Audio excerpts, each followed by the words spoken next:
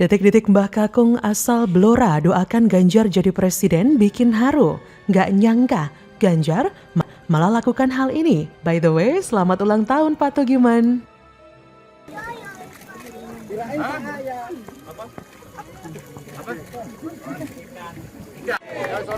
Ora kampanye. Penting sehat. Dulu tos. Agak keras. Nah, sik, ngirim niku untune nang pundi? Calon. Bilang. Makasih ya. Kami atas nama Keluarga Besar Mabes Polri Indonesia mengucapkan selamat ulang tahun, Happy Milad, Sana Helwa, Sukun Abaraya Parsa untuk Bapak Ganjar Pranowo yang ke-54. Berkah dan kabul hajatnya untuk 2024 jadi Presiden Indonesia. Amin, Allahumma amin. Kehadiran Gubernur Jawa Tengah Jateng Ganjar Pranowo saat melakukan kunjungan kerja ke Kabupaten Blora menyedot antusiasme masyarakat.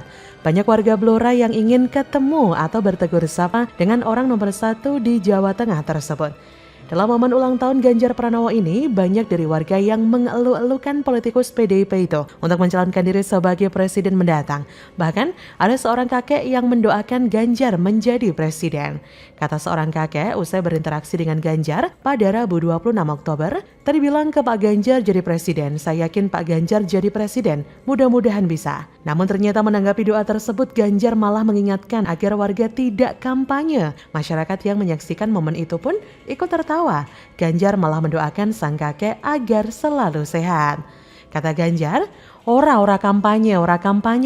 Tidak kampanye. Yang penting sehat, tos dhisik. Yang penting sehat, tos dulu, kata Ganjar. Memang ya, setelah disangsi teguran lisan dari DPP PDIP, Ganjar memilih bungkam soal isu capres-capresan. Dia bahkan enggan berkomentar saat dimintai tanggapannya terkait hasil survei Litbang Kompas yang menempatkannya sebagai capres dengan elektabilitas paling tinggi. Namun bukan Ganjar namanya jika tidak memiliki pengikut setia.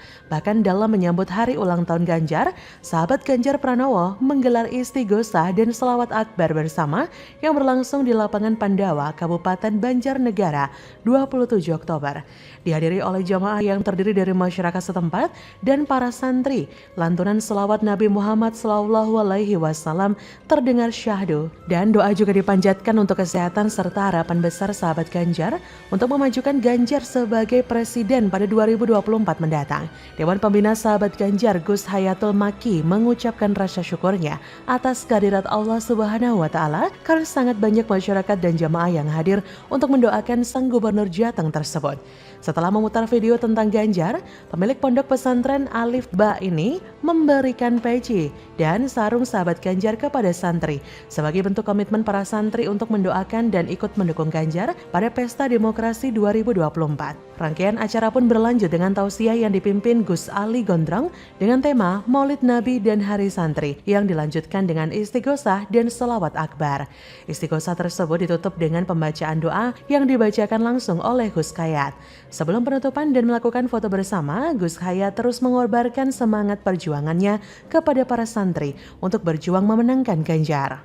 Istighosah dan selawat akbar ini menjadi salah satu rangkaian kegiatan sahabat Ganjar di Dieng, Banjarnegara, menuju acara puncak yaitu Ganjar Pranowo Festival keempat yang berlangsung pada 29 Oktober mendatang. Bukan hanya para pengikutnya saja, para selebritis banyak yang mendoakan Ganjar di hari ulang tahunnya ini. Walaupun Ganjar tidak pernah gembar-gembor keluar-keluar mau nyapres, anehnya nama Ganjar terus melejit hingga sekarang menduduki posisi pertama di berbagai survei elektabilitas capres. Menurut saya, ini benar-benar hebat. Karena Ganjar tidak pernah menyentuh urusan capres-capresan, dia hanya melakukan tugas dan fungsinya sebagai seorang kepala daerah dengan sebaik-baiknya. Prestasinya banyak, kemampuannya berkomunikasi dan berkonsolidasi dengan warga Jateng pun bagus. Respon Ganjar terhadap aduan masyarakat yang disampaikan pun cukup oke. Bahkan survei Litbang Kompas juga begitu menyatakan hal yang sejajar dengan analisis penulis bahwasanya Ganjar adalah sosok yang tepat dan layak untuk menjadi pemimpin Indonesia. Ini yang tidak bisa ditawar dan tidak bisa dibantah oleh siapapun. Jadi kalau hari ini Ganjar menang, artinya 2024 nanti Ganjar pasti menang. Masalahnya partai siapa tuh yang bisa mendukung dan mengirimkan Ganjar Pranowo Prabowo untuk menjadi capres. Saya yakin PDIP, tapi masih menunggu waktunya saja untuk Ganjar melakukan gebrakan terlebih dulu di Jateng. Selamat ulang tahun Pak Ganjar, semoga panjang umur, diberi kesehatan dan kesabaran yang lebih serta sukses dalam pekerjaan dan karir politiknya. Jadi bagaimana menurut Anda?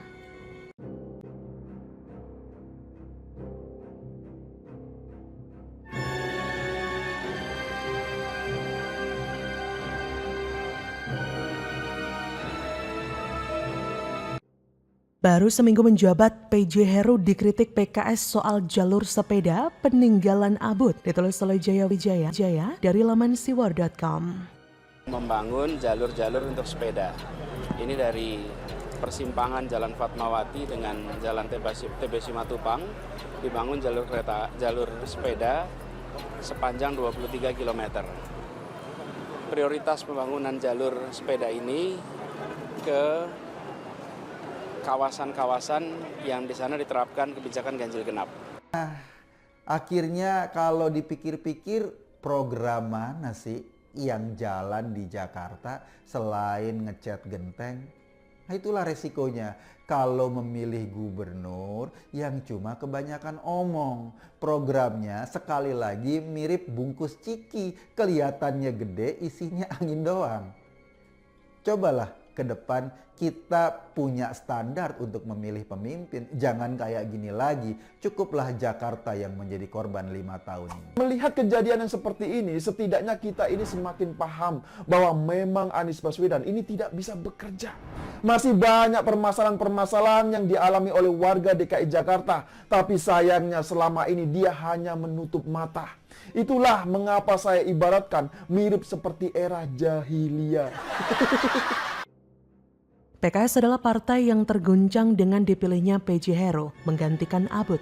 Dalam keterguncangan biasanya akan keluar statement-statement bego yang lucu, namun menyebalkan. Contohnya saat rapat paripurna, PKS meminta agar PJ Heru tak membuat gaduh. Belum apa-apa sudah seuzon duluan. Padahal katanya partai Islam. Lagian kalau cuma asal nggak gaduh sih gampang aja. Tinggal sumpel orang-orang yang berpotensi gaduh dengan dana hibah. Terbuktikan sekarang, di mana saat PJ Heru baru menjabat 1 minggu, PKS sudah buat gaduh dengan statement ngawurnya. Dalam kondisi baru menjabat 1 minggu, PJ Heru mustahil punya uang kelebihan bayar untuk sumpel mulut PKS. Sementara Anies sebelum lengser sudah menyumpel PKS dengan hibah 4,5 miliar rupiah. Jadilah PKS menyerang PJ Heru dengan membabi buta. Ya biasalah dengan standar munafik ala PKS.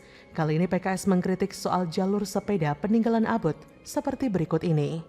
Masalah yang harus diperhatikan ini soal ketertiban ya. Kemarin saya lihat di beberapa tempat itu jalur sepedanya ada yang rusak. Ini yang dinamakan mendadak kritis dan munafik. Padahal saat Anies menjabat mengeruk kali saja sampai harus digugat dulu ke PT UN baru dikerjakan. Ada nggak tuh PKS protes ke Anies soal pengerukan kali? Sampai harus PT UN loh yang turun menghukum Anies untuk mengeruk kali. Proses di pengadilan mustahil cuma 1 minggu coy. Dan mustahil sampai pengadilan kalau warga tidak kesel karena menunggu terlalu lama. Adakah PKS protes? Adakah PKS mengkritik Abut? Inilah efek dana hibah yang bisa membuat PKS tidak gaduh. Tapi masalahnya bukan cuma itu, masalahnya PJ Heru menjabat 1 minggu. Mosok ada jalur sepeda rusak yang disalahkan beliau. Kalau memang jalur sepeda Abut standarnya bagus, maka mustahil dong dalam waktu 1 minggu bisa tiba-tiba rusak. Kalau sampai rusak, maka paling logis saat Anies menjabat sudah rusak. Tapi karena saat itu PKS terlelap dalam dana hibah, akhirnya kerusakan tersebut tidak terdeteksi oleh kader PKS. Sekarang setelah Abut dipermalukan oleh gebrakan PJ Heru hanya dalam beberapa hari kerja, barulah mata PKS terbuka cari-cari kesalahan PJ Gubernur. Gak sadar dia kalau kerusakan itu sudah ada sejak era Abut. Lagian jalur sepeda ini juga cuma simbolis aja di zaman Abut. Minggu lalu penulis keliling Jakarta, banyak sekali jalur sepeda permanen. Dikira cuma daerah Sudirman aja yang permanen, ternyata sekarang sampai Jalan Perintis Kemerdekaan dibangun jalur permanen. Penulis bisa bilang ini mubazir, karena sehari-hari kalau nggak ada event apapun, yang naik sepeda hampir nggak ada. Kalaupun ada bisa dihitung jari. Harusnya jalur sepeda permanen Jakarta yang dikritik oleh Ridwan Kamil. Kalau bicara untung rugi sudah pastilah nggak ada untungnya. Sudah gitu nggak ada tuh peningkatan pengguna sepeda seperti peningkatan penumpang LRT Palembang. Yang terpenting ini Jakarta yang dekat dengan Jabar. Ngapain ngurusin yang jauh Kang Ridwan? Kalau boleh jujur dan sedikit ekstrim, penulis malah berharap jalur sepeda permanen ini sebagian dibongkar saja. Cuma bikin jalan yang kalau jam sibuk macet jadi tambah sempit. Lagian sepeda nggak bayar pajak kok, dikasih jalan seabrek-abrek. So di sini PKS sudah melakukan 3 kebegoan sekaligus. Pertama, PKS mendadak kritis sehingga munafiknya kelihatan. Kedua, PKS salah alamat dalam mengkritik karena selama ini tutup mata. Ketiga, yang dikritik juga bukan hal yang penting-penting banget, soal jalur sepeda yang pemakainya seubrit. Begitulah kura-kura. Bagaimana menurut Anda?